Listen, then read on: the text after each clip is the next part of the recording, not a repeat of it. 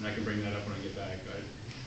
I know it's specifically I mentioned Saturdays and Sundays, so. But it's both those days, Saturday and Sunday. Correct. And that's whether or not the park gates are open or closed. It has no bearing. So there'll be 3 agents there. Actually, 2 agents in a suit will be there for those 4 hours.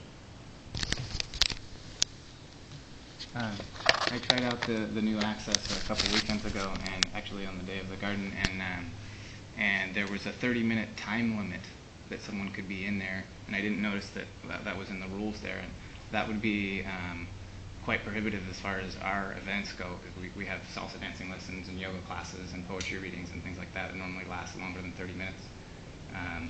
So I don't know if that can be as a feedback to go back up the chain. The 30-minute time limit was put in place because if you had 25 people doing a yoga class in there, then the next group of 25 people would be standing outside watching for however long those people were in there, and they would not be able to get access.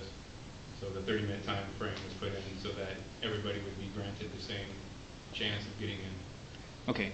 The way it worked when I was there was about 3 or 4 people in there, and no one was allowed in until the 30 minutes was up and those 3 or 4 people left. Correct. I think it would make a little more sense if there were as many people as up to 25 came in during that 30 minutes.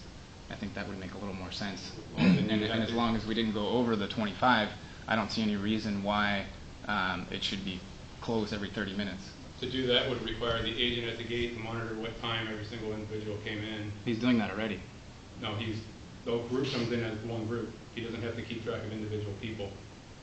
If you let them in as they came by, you would have to keep track of individual people and say, okay, guy in blue shirt came in at 1 o'clock, guy in white shirt came in at 1:10. I see. Blue shirt guy has to go out at 40 after, now they all come in this group and they all go out at the group. I see what you mean. Well, what if the 30-minute thing was just thrown out the door as long as there weren't more than 25 people? That's what I'm trying to say.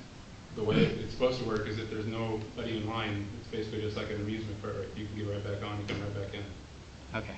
So basically, we have to go in and out every 30 minutes. Correct. Right. But that's not part of the chief's. That's a decision that was made locally, but correct. It wasn't part of the chief's thing. So maybe if that's really something you want to institutionalize, that may be also something you want to bring back. Because right now, it sounds like if nobody was waiting, there would be no reason why somebody couldn't be there for an hour or 2 hours. And they can do that. They just have to exit and go right back in. That's going to be a bit. I mean, that's going to be really inconvenient if we're having a yoga class or what have you to stop and then come back. I mean, and that makes sense if there is somebody waiting, but that to me doesn't make much sense to have us stop and come back out and go back in. Okay. So you're allowing organized classes to happen in that area? We're not disallowing it. We're just the first 25 people get in, and the next people are waiting in line. And what happens in there, as long as they don't break any of these rules. Okay. Mark, when we have, as you're aware, we get separate requests and manage those, and we'll be managing them only on the state park property. I'll always, as I have been, alerting you to when those requests are scheduled, like we have La Posada coming up. I forget the date, December 15th maybe. 13th. And so I'm just assuming that if it's happening outside the boundaries of these time frames, that there will be no access into the defense corridor. That's correct.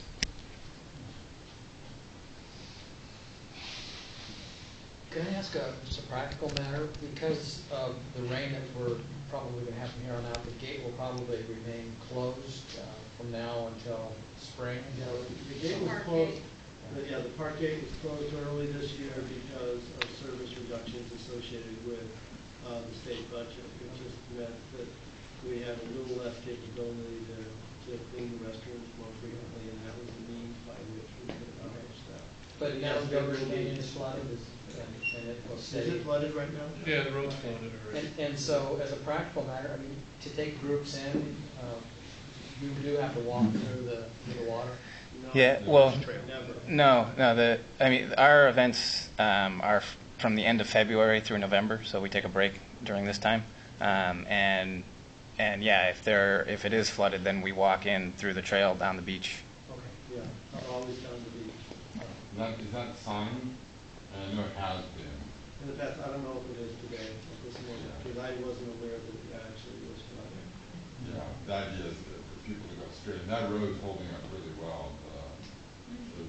Better. The Horseshoe Road, on the beach. Very good, thank you. I have another question. I went to that area at the time. So during the week is not allowed to go into the city. It won't be open during the week. Would it be considered trespassing going beyond the third fence or not? Because there's Yes. Third barrier. The roped off area up at the park is the government boundary line. Is that the one you're talking about? Yeah. right. Yeah, So that's considered trespassing. correct. Okay. My students always do that, and there's no way to control them. They just run and want to touch the fence. Any advice? How we can handle that? Without being there, I don't know. Is the agent, I mean, The gate right there won't be open, No, I so, know. you know, But that it'll be will the be- agent's discretion what he wants to. what Some he agents are wants to do. nice, some are, some will tell you, get off federal property, some don't really care what's going on. You could steal the fence if you wanted to.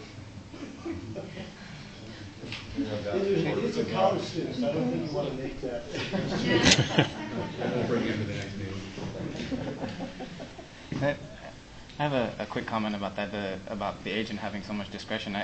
It's a little bit frustrating for me because of the inconsistencies of it. Because I have these events, or I have events, and I ask an agent on duty, is it okay that we do this or that we do that, and it's perfectly fine. And then the next week we try to do the same thing, and it's not. And so I don't know. I guess I'm just kind of venting my frustration about that. I'm wondering if there's some way to get some type of consistent rules out there. Without knowing what you're actually referring to, I Well, can help you. I know we have the I can- rules and they're posted, so. Oh, well, we can just take that one, for example, because we've, the times that I've been out there since the new 3 barriers are there, it's been perfectly fine to walk up to the second one, even though there's a sign that it says no trespassing. And not that, and I only know that because of what Oscar says, that there's, like the November 9th, there was an event there with Friends of Friendship Park, and maybe 30 people or something were there, and they just walked up to the second barrier, and there was media there, and there was no problem. And so that would be one example, and I even asked, I was one of the organizers of the event, and I asked the Border Patrol agent on charge, are we allowed to go past the third barrier there? And he said no. So I didn't go, but then everybody else went, and then he didn't do anything. And so, I'm not complaining about the fact he didn't do anything, because people wanted to go there, so that was good they got to, but I just would like to know, I'd just like to get a little more consistency. And I've experienced this inconsistency, for the last 6 years with these events. I've been told by agents that it's okay to, when we put the garden in originally, I've been told by agents that it's okay to throw fence posts over the fence with a pickaxe and a shovel, and it was no problem. And then I've been told by other agents that I'll get arrested if we throw a yoga mat over, so that everyone has a yoga mat on both sides. And so it's just I would like to get some consistency so I know what to follow. Can I add something here as a question, because we ride at the border? I'd probably like it to stay inconsistent for a while, to see this thing evolves. We asked for some clarification here.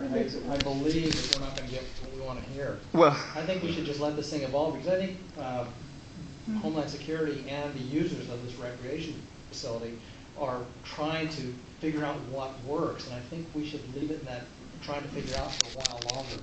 Because I think if we go to the chief and ask for consistency, I have a feeling we're going to get the hard line, and Well- it may not be what we want. Well, that would be perfectly fine with me if there were more dialogue between what's going on with Border Patrol decisions and the community decisions and what the community wants to do. If there were a lot more dialogue going on, I would be perfectly happy with leaving it inconsistent so that we could continue dialogue and come to conclusions together. But what my experience has been over the last 6 years is Border Patrol doesn't talk to the community very much. and just tells us the rules, and those rules change on a regular basis. So I either want consistency or I want to be able to work with Border Patrol and have the communities at the same table so that we can make decisions together.